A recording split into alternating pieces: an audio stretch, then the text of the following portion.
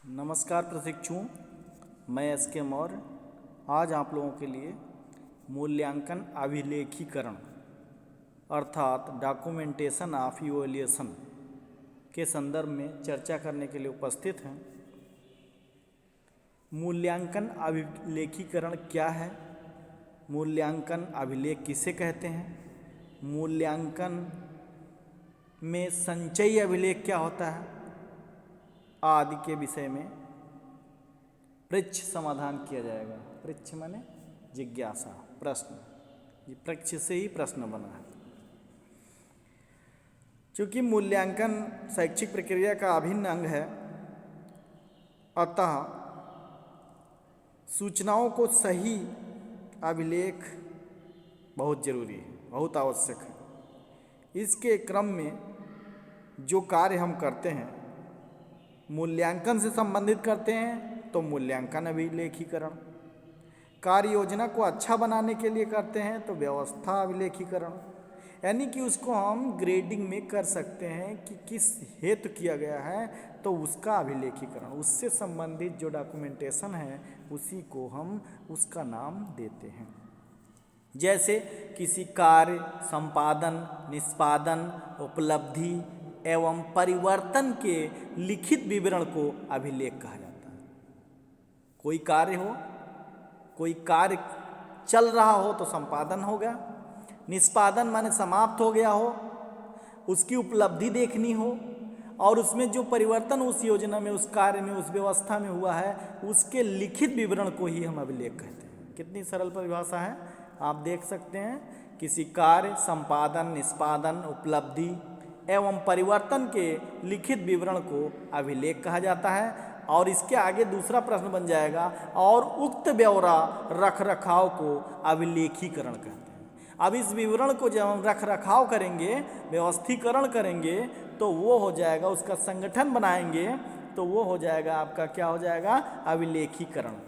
इतना ही नहीं, और आगे बढ़ें तो किसी एक योजना के विभिन्न चरणों के अभिलेख संकलन को संचयी अभिलेख या संचयी अभिलेख कहेंगे और उस व्यवस्था को, उस कार्य प्रक्रिया को संचयी अभिलेखीकरण कह देंगे।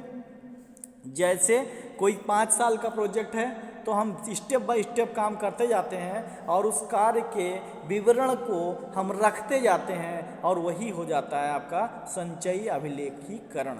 उसी के आधार पर, तर्ज पर यदि हम कोई नई कार्य योजना बनाएंगे और उसका कार्य अनुपालन कराना होगा तो उसका हम परिणाम ले करके, उसका विश्लेषण कर करके हम आगे की प्रक्रिया में उससे लाभ प्राप्त कर लेंगे। तो ये मूल्यांकन अभिलेखीकरण का ही महत्व है, संचयी अभिलेखीकरण का महत्व है, संचयी अभिलेख का ही महत्व है। तो यानी 3 बातें, इसमें 3 परिभाषाएं आ गईं।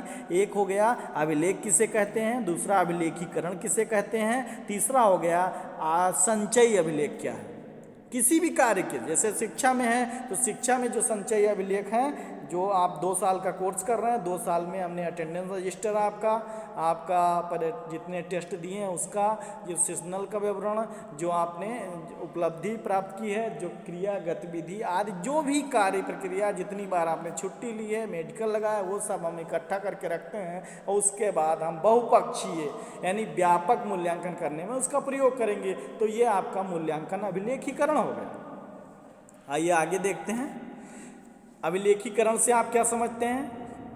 क्लियर? इस प्रश्न में कोई डाउट नहीं है, नो डाउट। यानी अभिलेखीकरण से आप क्या समझते हैं। अभिलेखीकरण वह डॉक्यूमेंट है, वह कार्य प्रक्रिया है जिसके द्वारा हम किसी कार्य योजना के संबंधित अभिलेखों का संकलन करते हैं। अब देखिए, इसका उदाहरण दें तो मूल्यांकन संबंधित अभिलेख कौन कौन से हैं तो देख लिया जाए तो उपस्थिति पंजिका, यानी जो जिस पे अटेंडेंस लगती है वो रजिस्टर, मासिक टेस्ट जो लेते हैं वो रजिस्टर, तिमाही जो परीक्षा लेते हैं वो रजिस्टर, यदि आपका सेमेस्टर प्रणाली है तो 6 मंथ तक हम जाएंगे, 6 माही परीक्षा, टेस्ट रजिस्टर, और वार्षिक टेस्ट यानी वार्षिक है योजना तो आपका इस प्रकार से इसके जो अभिलेख हो जाएंगे वही सब संचयी अभिलेख हो जाएंगे और इसका रखरखाव अभिलेखीकरण हो जाएगा और मूल्यांकन में हम इसका उपयोग करेंगे तो मूल्यांकन अभिलेखीकरण हो गया है। ठीक, आगे बढ़ते हैं। अभिलेखीकरण का प्रयोजन या उद्देश्य क्या है? अभिलेखीकरण का प्रयोजन या क्या उद्देश्य है? आप सभी जानते हैं कि यदि हमारे पास डॉक्यूमेंटेशन ना हो, यानी बालक जो छुट्टी लेने के लिए आता है और मौखिक छुट्टी दे दें और यदि बालक कहीं और चला जाए तो क्या होगा? हम उससे संबंधित जानकारी उसके अभिभावक को नहीं दे पाएंगे। और यदि हमने अभिलेखीकरण किया हुआ है तो हम उसको संबंधित जानकारी दे देंगे कि ये समस्या थी, ये एप्लीकेशन था, इतने बजकर इतने मिनट पर गया है। तो ये हो गया महत्व या प्रयोजन या उद्देश्य। तो कहने का मतलब अभिभावक को उसके बालकों से संबंधित सूचना देना, यानी आपका बालक तेज है, टेस्ट में इतना नंबर है, ये सब रिकॉर्ड्स हैं, और ये बालक आपका पढ़ता नहीं, ये सूचना देना हो तो भी दे सकते हैं, अच्छा है तो भी दे सकते हैं। ये हो गया आपका पहला उद्देश्य या प्रयोजन। दूसरा हो गया छात्रों को उचित परामर्श देना। यदि छात्रों को निर्देशन और परामर्श देना है और उचित तरीके से देना है, ऐसे तो पढ़ते रहो, अच्छे बच्चे बनो, मेहनत करो और व्यवहार कुशल बनाओ, विनम्र बनो, ये तो कहते रहेंगे, लेकिन हम क्या करेंगे? उचित परामर्श नहीं दे पाएंगे कि किस स्टेप पर, किस स्टेज पर बालक है तो कितना आगे जाना चाहिए, किस गति से उसको हम फोर्स करें। तो ये हो गया आपका छात्रों को उचित निर्देशन व परामर्श देने में सहायता करना, या ये हो गया। तीसरा है छात्रगत विभिन्नता जानना, यानी छात्र जो होते हैं व्यक्तिगत रूप से भिन्न भिन्न होते हैं, इसीलिए विभिन्नता का सिद्धांत है। व्यक्तिगत रुचि भी होती है, अभिरुचि होती है, तो इसमें जानने में सहायता करता है। तो छात्रगत विभिन्नता जानने के लिए हम अभिलेखों का सहयोग ले सकते हैं। जैसे किसी विषय में बहुत तेज अंक, बहुत ज़्यादा अंक और हमेशा उसकी बढ़ोतरी हो रही हो तो हम जान जाएंगे कि यह बालक इसमें ज़्यादा रुचि लेता है। छात्रगत परिस्थिति जन्य आचरण का मूल्यांकन करना, किस परिस्थितियों में किन प्रकार का वो परिस्थितियों का मूल्यांकन करना हो तो हम अभिलेखों का भी सहारा ले सकते हैं। छात्रों के विविध परिस्थितियों में व्यवहार का मूल्यांकन भी कर सकते हैं। बालकों की प्रगति जानना, अब हम प्रोग्रेस जान सकते हैं। जैसे अभिलेखीकरण है, हम उसके डॉक्यूमेंट को देख करके हाई स्कूल में क्या है, इंटर में क्या है, बीए में क्या है, आदि आदि करके हम फिर जान सकते हैं कि उसकी प्रगति किस प्रकार हुई है और कितना उसने इम्प्रूव किया है या कितना डाउन हुआ है।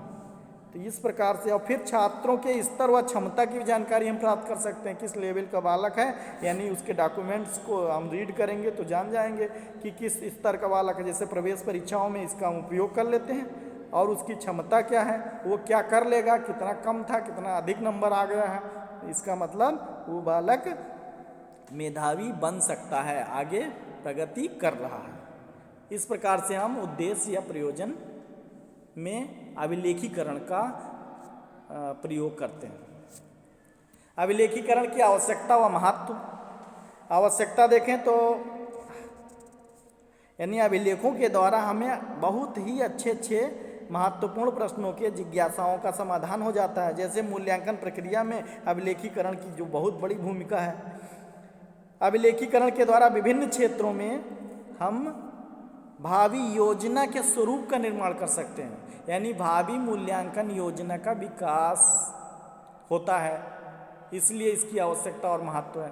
मूल्यांकन में परिश्रम कम लगता है, समय की बचत होती है, यानी डॉक्यूमेंट से ही हम देख लेते हैं। देखो मेरिट से तमाम नौकरियां दी जा रही, पोस्ट ऑफिस में देखिए दे रही हैं, सेंट्रल गवर्नमेंट दे रही। और मूल्यांकन इसका अभिलेखीकरण, यही तो अभिलेखीकरण है, इसके आधार पर हम निष्पत्ति स्तर तक पहुँच जाते हैं, उपलब्धि जान सकते हैं उसकी। कार्य में गतिशीलता, मूल्यांकन में शीघ्रता होती है, यानी कि इसकी आवश्यकता अभिलेखीकरण की इसलिए इसका महत्व है कि कार्य में तेजी आती है, कार्य जल्दी से आगे बढ़ जाता है, और मूल्यांकन करने में शीघ्रता होती है, यानी जल्दी हो जाता है। विभिन्न प्रकार के आयोजन और उसकी बचत भी होती है। छात्र के प्रत्येक पक्ष का मूल्यांकन संभव होता है। छात्र के प्रत्येक पक्ष का मूल्यांकन माने यानी गेम में कैसा था, अटेंडेंस में कैसा है, पंचुअलिटी है कि नहीं है, कितनी बार छुट्टी लिया है, किस किस एक्टिविटीज़ में भाग लिया है और टेस्ट में कितने मार्क्स आए हैं आदि जितने भी संबंधित संस्थानगत कार्य हैं उसका अभिलेखीकरण के द्वारा ही हम प्रत्येक पक्ष का मूल्यांकन कर सकते हैं। ये संभव होता है, इसीलिए इसकी आवश्यकता और महत्व है। अभिलेखीकरण में सतत और व्यापक मूल्यांकन को गति मिलती है। कैसे? यदि अभिलेख ना हो, अभिलेख से ही हम क्या करते हैं, कंटिन्यू उसको वॉच करते रहते हैं, उसको मूल्यांकन करते रहते हैं और उसके विविध पक्षों का मूल्यांकन करते हैं, यही व्यापक मूल्यांकन है। तो इस प्रकार से विविध पक्षों का और लगातार मूल्यांकन करने से उसमें काफ़ी सुधार और मूल्यांकन को गति प्राप्त होती है। ये है अभिलेखीकरण की आवश्यकता और महत्व। Thanks for watching. अब इसके बाद हम अभिलेखीकरण में संचयी अभिलेख के बारे में विशेष रूप से बता देंगे। इसको हम संक्षेप में एक थोड़ा सा और बता दें कि सूचनाओं का सही अभिलेखन अत्यंत आवश्यक है। इसी को मूल्यांकन अभिलेखीकरण कहते हैं। संस्था में समय समय पर हो रहे परिवर्तनों के ब्यौरों के रखरखाव को ही अभिलेखीकरण कहा जाता है।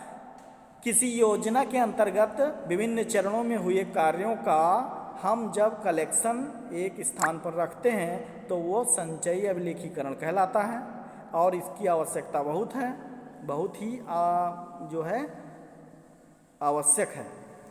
अभिलेखीकरण का उद्देश्य छात्रों के स्तर व क्षमता की जानकारी प्राप्त कर लेते हैं, प्रगति जानने में सहायता मिलती है, विविध परिस्थितियों में उसके व्यवहार का मूल्यांकन कर सकते हैं। बालकों के व्यक्तिगत भिन्नता और रुचि छात्र अभिवृत्ति जानने में सहायता करता है और छात्रों को उचित परामर्श और निर्देशन देने में सहायक है और अभिभावक को सूचना देने के लिए, जानकारी देने के लिए, बालक के उपलब्धि स्तर आदि को बताने के लिए भी ये उपयोगी होता है और शिक्षक भी अपने सुधार को इनके आधार पर कर सकते हैं कि इसका रिकॉर्ड, जैसे किसी शिक्षक का रिकॉर्ड है उसके अंक गिरते जा रहे हैं तो यह अभिलेखीकरण के द्वारा ही अपना सुधार कर सकता है कि हमारे सब्जेक्ट के अंक क्यों गिर रहे हैं, बच्चों में उपलब्धि स्तर क्यों घट रहा है।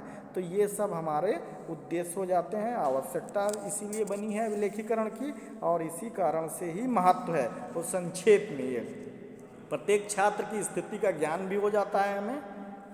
और अभिलेखीकरण या संचयी अभिलेख का जो शब्द है उसका प्रयोग सबसे पहले 1930 में हुआ था। धन्यवाद।